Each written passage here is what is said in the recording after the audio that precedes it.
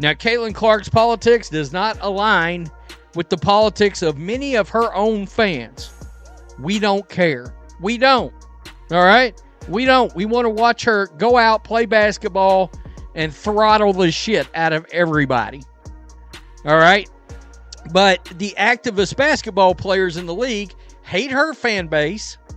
Look, they hated Iowa's fan base. The WNBA just pulled a plot twist so wild even Netflix would pass it off as unrealistic.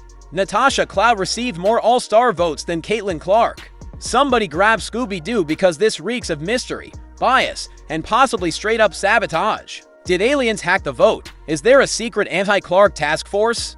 Buckle up, we're diving into the mess, the madness, and the masterclass in pettiness that just exposed the WNBA's not-so-hidden agenda. Let the chaos begin. Have the exclusive list of the WNBA All-Star. Yes. Okay.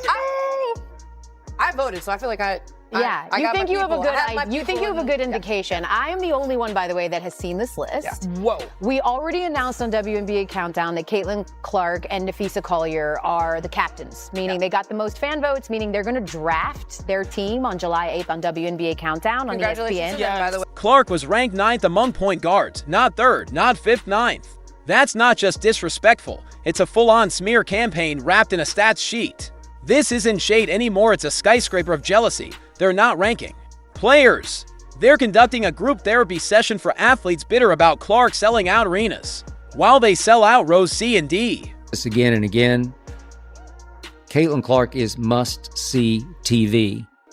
Caitlin Clark already is having Michael Jordan effect on the WNBA. The same effect Michael Jordan had in his first couple of years in the NBA. He was can't miss TV. Every place he went, people went crazier and crazier for Air Jordan. Let's be real, Caitlin could average a triple-double while moonwalking, and the league would still hand her a participation ribbon and call it growth. Meanwhile, players whose biggest stats involve elbows thrown in traffic are ranked higher, because apparently grit now matters more than actual skill. We're watching Mean Girls, WNBA edition, with Caitlin playing the polite outsider, while the league tries to Regina George her into silence. Caitlin Clark, a.k.a. White Jesus, a.k.a. Jesus Clark, a.k.a. Captain Clark, is a two-time WNBA All-Star and has been announced as the WNBA captain. Speaking of WNBA All-Stars, these women hate Caitlin Clark. White Jesus Captain Clark. These women in these league, or whatever they go by, whatever their pronouns are, hate white. And you can feel it. The fatigue isn't coming from Clark, it's radiating off the rest of the league. Exhausted from pretending she isn't the reason they have a national TV slot. They're not playing basketball, they're starring in a drama called We Were Always This Popular, and someone needs to hand them an Emmy already. At forward, an all-star shoe-in, a league MVP. Asia Wilson, a league MVP who always brings the heat. Congratulations to Asia Wilson. She brings the heat. Bam! No surprise here. All right. Now, see, y'all. Okay. Yeah. You see what we're doing here? I got it. Okay. You ready? 1 point for Drea. At guard, a three-time All-Star whose career numbers are making her team a threat to win a title. Bro, you're so bad at this. You guys know it takes me a while to compute. Alicia Gray, I might get swept. Now let's address the complete circus of Caitlin being ranked behind point guards. You need 3 Google tabs and a prayer to recognize. If you need a scavenger hunt to identify someone ranked above her, maybe rethink the ranking system. At this point, the NBA commissioner should just snap his fingers like Thanos and rebuild the league from scratch. Call it the CCBA Caitlin Clark Basketball Association, because this current setup is allergic to progress. She hands the league eyeballs, ratings, and revenue, and in return they treat her like she stole their lunch money. Caitlin Clark was named All-Star captain. Why didn't they just make the whole WNBA captain and say everyone is an All-Star captain? Yo, she's never going to live that down. Wow. Whew. Jesus. How Clark make it with mediocre stats and an 8-8 record. I get making the team, but captain? LOL, Collier deserve it though.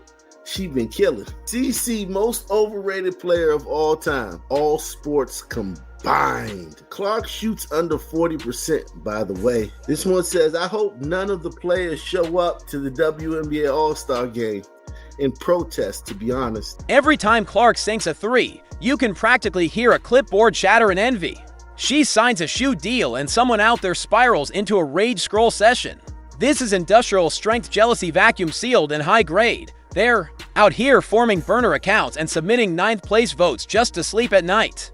Forget loyalty to the league. This is sabotage with a jersey on. And Caitlyn, she's still showing up, still dropping dimes, still playing chess while everyone else is slinging dodgeballs. But for how long? How do you feel about the WNBA players bashing Caitlyn Clark? Okay, so I'm going to state some facts here and not opinions because this is a controversial topic for some crazy reason.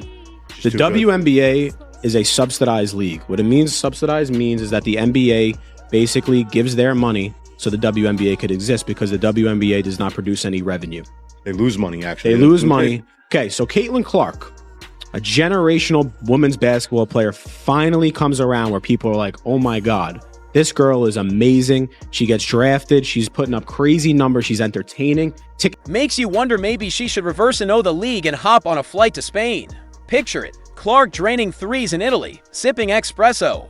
While the WNBA tries to market mid-tier players and salty veterans, Europe would give her statues. Here, they hand her elbows and cold shoulders. It's ironic the WNBA claims to want growth.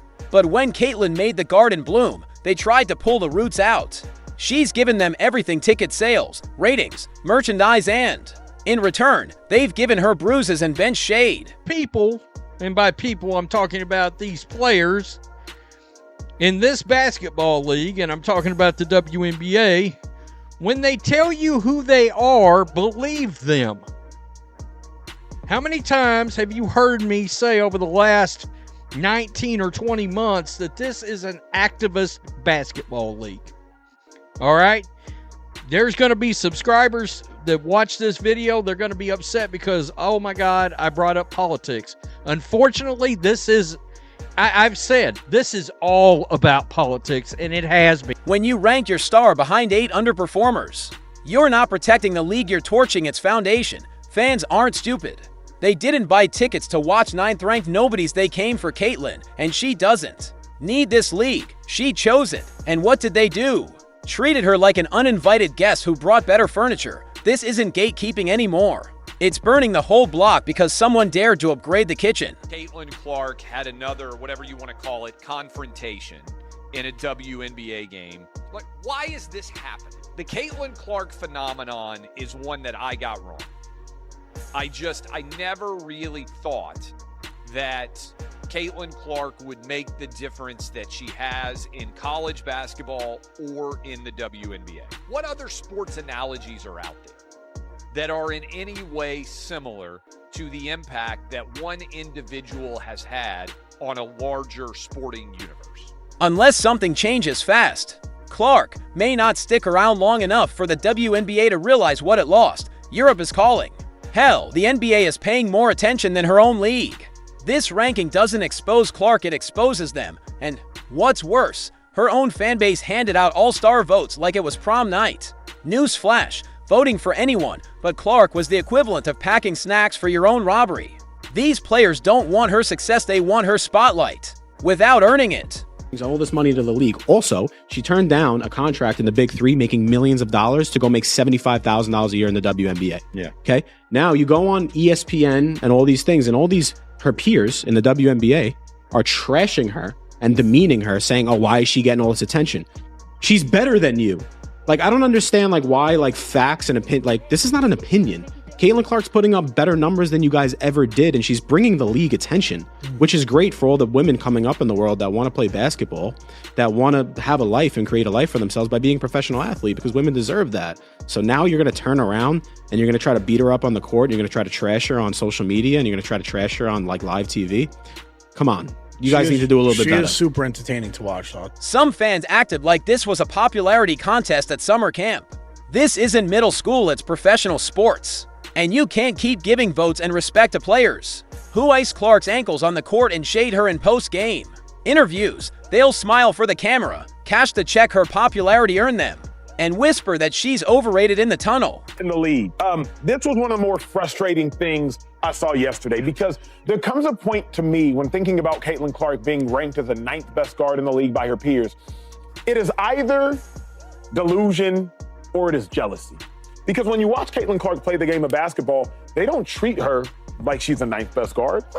They don't pick her up full court like she's the 9th best guard. They don't blitz her after she crosses half court like she's the 9th best guard. They don't double team her like she's the 9th best guard. They don't foul her as though she's the 9th best guard. So to rank her as the 9th best guard leads me to believe it is either delusion or it is jealousy. That's what I'm led to believe. I can't suggest that it is, and I'm not speaking about an individual WNBA player. I'm speaking about the WNBA players, because how in the world do you vote her as the 9th best guard, though you treat her as the best, the 2nd best, or as worst, 3rd best?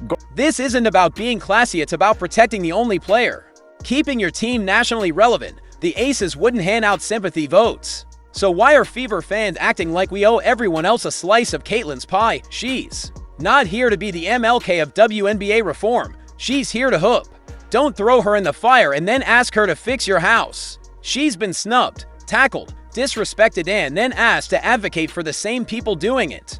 They want her face on the banner, but not her name on the MVP list, her voice at the table, but not her success on the stat sheet. It's giving leeches with attitude, and it has to stop. She was ranked 1st by the fans, which makes sense. She was ranked number 3 by the media, which kind of makes sense. Anywhere between the 1, 2, or 3rd, that's fine. And then she was ranked 9th by the players. And it's just so funny.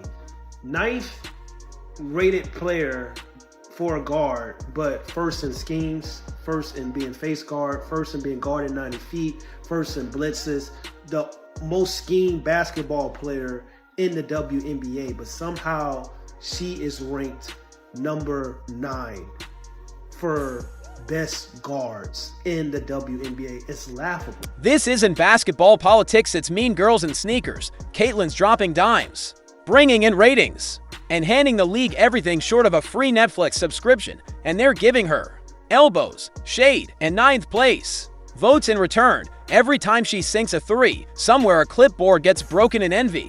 Her success has triggered a league-wide identity crisis, and instead of celebrating her impact, they're pretending she doesn't exist.